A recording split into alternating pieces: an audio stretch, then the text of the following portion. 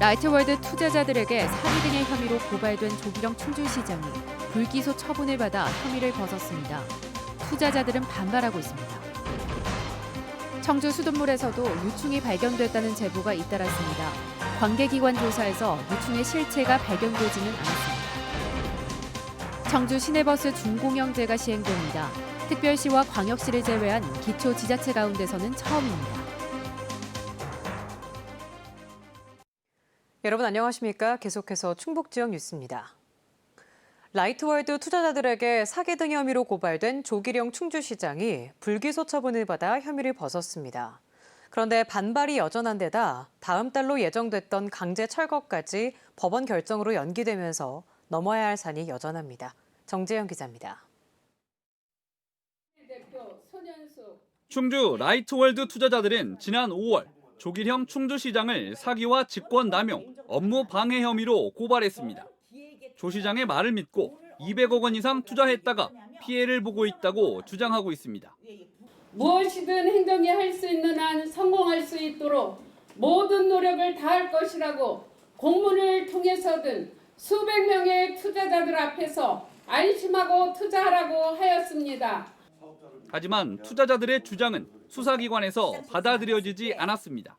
사기죄가 성립하려면 조 시장이나 충주시가 라이트월드 사업을 직접 진행하고 투자금을 받아 재산상 이익을 얻었어야 하는데 그렇지 않았다는 것입니다.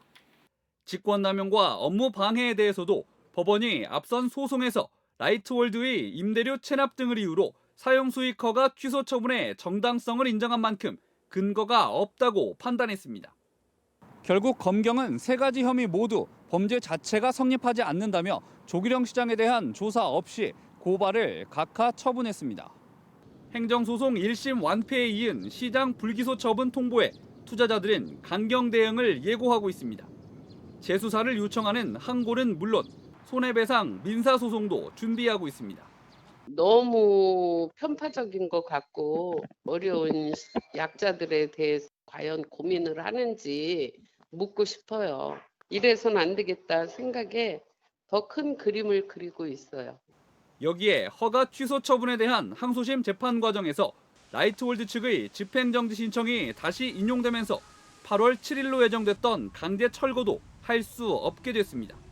취소 처분의 효력이 상실되기 때문에 그쪽에서는 이제 영업을 계속 하실 수 있는 상태가 된 거고, 그에 따라서 저희가 철거 명령 내렸던 거는 다시 철회를 한 상황입니다. 라이트월드를 둘러싼 잡음이 끊이지 않으면서 시민들에게 세계 무술공원을 돌려주겠다는 계획도 차질을 빚게 됐습니다. MBC 뉴스 정지영입니다. 수도권 일대에서 논란이 되고 있는 유충이 청주 수돗물에서도 발견됐다는 제보가 들어와 주민들의 불안이 커지고 있습니다.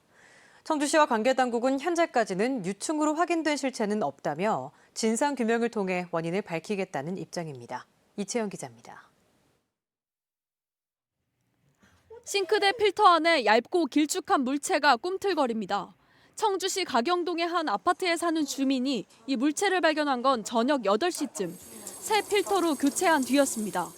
어제 필터를 교체했는데, 그러니까 12시 정도에 교체를 했는데 저녁 8시에 이 부분에서 나온 거예요. 신랑이 앞에 서 있는데 뭔가 꿈틀꿈틀 거리더래요. 진짜 깜짝 놀랐어요. 이 아파트 수돗물은 청주 정수장에서 처리돼 가경 배수지와 아파트 저수도를 거쳐 들어오는데 청주시는 세 곳을 모두 확인한 결과 유충으로 확인된 실체는 발견되지 않았다고 밝혔습니다. 또 지난주 수자원공사, 환경부와의 해당 정수장 조사에서도 이상이 없었다며 정수장을 통한 유입 가능성은 낮다고 보고 있습니다. 다만 아파트 저수조의 관리 상태에 따라 유충이 서식할 수도 있는 만큼 추가 확인이 필요하다고 덧붙였습니다. 아파트 저수조하고 옥상의 물탱크 관리를 잘못하면 거기서도 유충이 이제 서식을 할 수 있는 것이기 때문에 그것은 저희가 조사를 충분하게 좀 해야 될 필요가 있습니다. 같은 날 청주시 용암동의 한 아파트에서도 비슷한 신고가 접수됐지만 청주시는 현재까지 유충이 아닌 이물질로 추정하고 있습니다. 수돗물 필터가 아닌 세면대에서 나왔고 크기가 2에서 3mm로 매우 작아 온전한 유충 형태가 아닌 점 등을 판단의 근거로 제시했습니다. 나온 장소가 필터가 아니고 그건 세면대에 도출이 됐던 겁니다. 그래서 이게 세면대에서 어디에선가 어떤 경로로 뭐 이렇게 생활에서 들은 건지 아니면은 이게 수도꼭지에서 나온 건지가 확인이 불가했고요. 한편 금천동의 아파트 욕실과 비아동의 한 상가 화장실에서도 유충과 유사한 물체가 발견돼 추가 조사가 진행되고 있는 가운데 청주시와 한국수자원공사는 청주 정수장과 지북 정수장에 대해 세부 점검을 실시할 예정입니다. MBC 뉴스 이채연입니다. 서울시 그린벨트 해제가 대통령의 불가 입장이 정해지며 논란이 수그러드는 모양새입니다. 하지만 가뜩이나 수도권 집중을 우려해온 지역에서는 현 정부의 국가 균형 발전 의지가 없는 것 아니냐는 비판이 강해지고 있습니다. 신미희 기자의 보도입니다. 경제관료 입에서 시작된 서울시 그린벨트 해제 논의는 청와대 지원 사격까지 더해지며 급물살을 타는 듯했습니다. 하지만 당정청 내부에서 한다 못한다 엇박자를 내다 여론이 악화되자 결국 대통령이 반대 입장을 정리하며 제동이 걸렸습니다. 이번 논란을 두고 현 정부가 과연 균형 발전과 지방분권 의지가 있기는 한 건지 비판의 목소리가 나오고 있습니다. 수도권 초집중화와 지방소멸의 시대 상황에 대해서 문재인 정부가 전혀 인식하지 못하고 있다 하는 거죠. 다시 얘기하면 국가균형 발전을 포기한다는 얘기거든요. 서울의 주택 공급을 늘려 집값을 잡겠다는 것은 수도권 과밀 악순환만 계속될 거라며 실질적인 인구 분산 대책을 요구했습니다. 지역도 좀 사람들이 살 수 있는 그런 정주 여건이라든가 서울에 있는 상당 부분의 자원을 각 지방으로 좀 옮기는 게 근본적인 해결책이 아닐까요? 사태를 예의주시하던 충청북도는 일단 숨고르기에 들어갔지만 언제 다시 수면으로 떠오를지 몰라 대응 전략 마련에 고심하고 있습니다. 비수도권 지역의 14개 광역자치단체장과 함께 그 지역의 균형발전 협의체가 있습니다. 그 협의체의 안건을 상정해서 적극적으로 대응하도록 하겠습니다. 그린벨트 해제 논의가 재촉발될 경우 수도권 팽창과 규제 완화는 가까운 충북에는 인구와 산업 유출로 이어져 더 위기로 다가올 수밖에 없습니다. MBC 뉴스 신미입니다. 청주시와 6개 시내버스 업체가 만나 내년부터 시행되는 준공영제 계약서에 도장을 찍었습니다. 특별시와 광역시를 제외한 기초지자체 가운데에서는 첫 시행인데요. 일부 버스 업체들이 불만을 터뜨리는 등 우려도 나오고 있습니다. 이재욱 기자입니다. 한범덕 청주시장과 6개 시내버스 업체 대표, 시민단체 관계자들이 한자리에 모였습니다. 시내버스 준공영제 시행 협약식입니다. 내년 1월부터 시행될 준공영제 시행을 확정하는 자리로 추진 5년 만입니다. 우리 시민들이 발인 시내버스 준공영제가 될 수 있도록 전력을 다하겠습니다. 앞으로 노선 신설과 개편 등 버스 노선권을 청주시가 갖게 되고 요금 등 수익금을 공동 관리하게 됩니다. 또 회사에 대한 외부 회계 감사가 도입되고 공개 채용 의무화와 대표이사 친인척, 인건비도 삭감해야 합니다. 대신 표준 운송원가에 따라 산정되는 회사의 적자분은 시 재원으로 채우게 됩니다. 대중교통 공공성 강화를 위해 버스 회사를 준공기업처럼 운영하겠다는 건데 일부 버스 업체는 불만과 우려를 쏟아내기도 했습니다.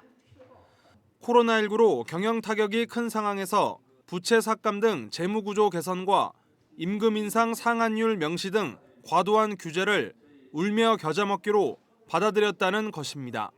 늦어도 향후 준공영제 시행 이후 5년 내에 우리의 이 계약 조건은 우리 모두를 올가매는 사슬이 되겠구나.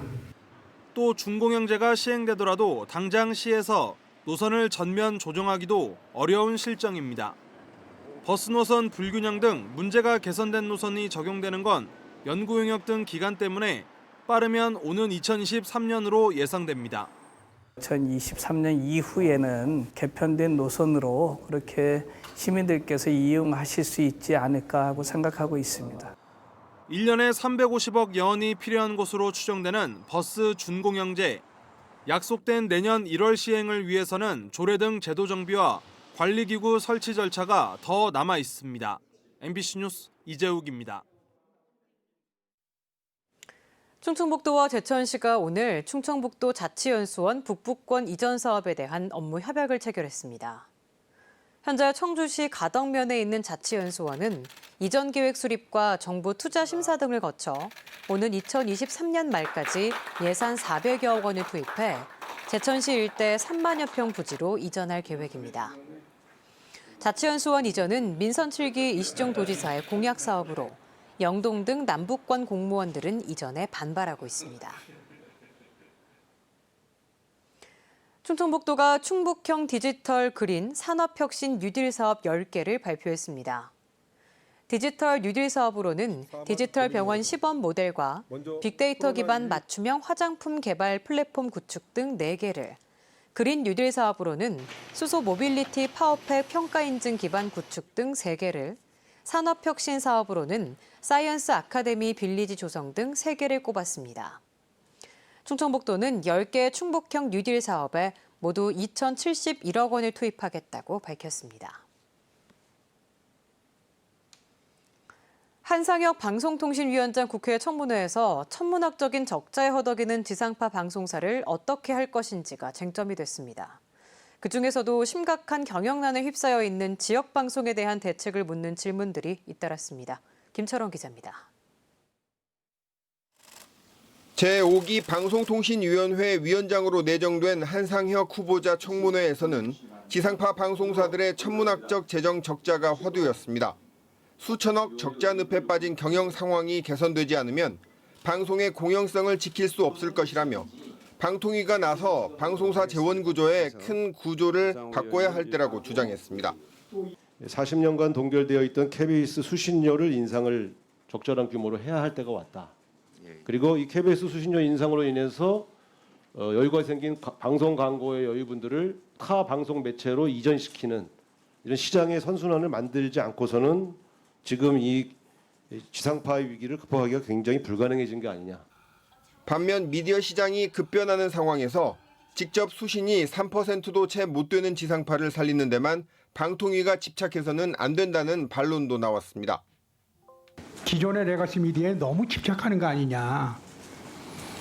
과감하게 털건 털어야 되는데 털지 못하고 새로운 뉴 미디어 환경이라든지 그런 데 대해서 신속하게 접근해가지 못하는 것이 아니냐.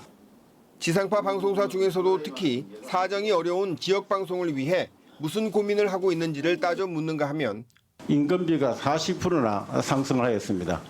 우리 지역의 프로그램 하는 건 지금 거진 다 인건비가 다라고 보고 있습니다. 그래서 우리가 지역에 있는 언론 회사들 굉장히 어려움을 많이 겪고 있는데 서울의 대형 방송사들이 지역 방송사들 어려움에 대해 나몰라라는 현실에 대해서도 질타가 이어졌습니다. 2012년 한국방송광고진흥공사는 MBC 본사와 지역 MBC 방송사 간의 광고 매출 비중을 합리적인 수준으로 유지하는 네트워크 지원 방안을 밝힌 바 있습니다. 하지만 아직까지 이행되지 않았고 오히려 더 악화되고 있는 실정입니다. 한상혁 후보자는 지상파 방송사들의 어려움에 공감하고 대책을 고민하고 있다면서 지역방송 지원 대책에 대해서는 원론적 수준의 답변을 내놓았습니다. 사적개혁에 의해 가지고 결정이 되는 문제이기 때문에 저희들이 직접적으로 관여하거나 할 수 있는 문제는 아니라고 생각을 합니다. 하지만 말씀하신 대로 지역방송의 존폐가 걸려있는 상황이기 때문에 그런 부분에 있어서 합리적인 대안이 도출될 수 있도록. 한편 인사청문회장에서는 급변하는 미디어 시장 변화에 맞춤한 방송 관련 법률의 개정과 미디어 혁신기구 출범 등이 필요하다는 지적이 나왔습니다. MBC 뉴스 김철원입니다. 중앙선 원주 제천 간 복선 전철 연말 개통을 앞두고 제천시가 종합대책 마련에 나섭니다. 제천시는 철도교통 요충지로 상업 중심지 역할을 하던 7, 80년대 영광을 되찾겠다는 목표를 세우고 관광객 유치와 역세권 개발, 대중교통 연계 등 관련 대책을 세워 다음 달 보고회를 열기로 했습니다. 복선 전철은 총 길이 44.1km로 지난달 시험 운행을 시작했고 오는 12월에 본격적으로 가동하면 서울 청량리에서 제천까지 운행 시간이 1시간 40분에서 56분으로 줄어들게 됩니다.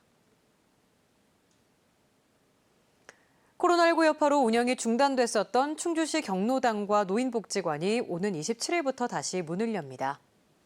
경로당 이용 시간을 오후 1시부터 6시까지로 한정하고 식사를 금지하며 노인복지관에는 비대면 체온계와 초음파 연무식 방역 상자를 설치할 계획입니다. 충주시는 코로나19 확산 상황을 보고 식사나 주요 프로그램 재개를 결정할 예정이라고 밝혔습니다. 군 복무 시절 운전 경력을 허위 조작해 일종 대형 자동차 운전면허증을 발급받은 20대에게 징역형이 선고됐습니다. 청주지방법원 형사 4단도 김용 부장판사는 충주 공군부대에서 중소형 차량만 운전했지만 대형 버스를 19,000여 킬로미터 운전한 것처럼 확인서를 위조해 전역 직후 대형 면허를 딴 혐의로 기소된 24살 남성에게 징역 8개월에 집행유예 2년을 선고했습니다. 김 부장판사는 공문서를 위조해 죄질이 매우 좋지 않다며 다만 아직 대학생이고 초범인 점을 고려했다고 설명했습니다. 지금까지 충북 지역 뉴스였습니다. 고맙습니다.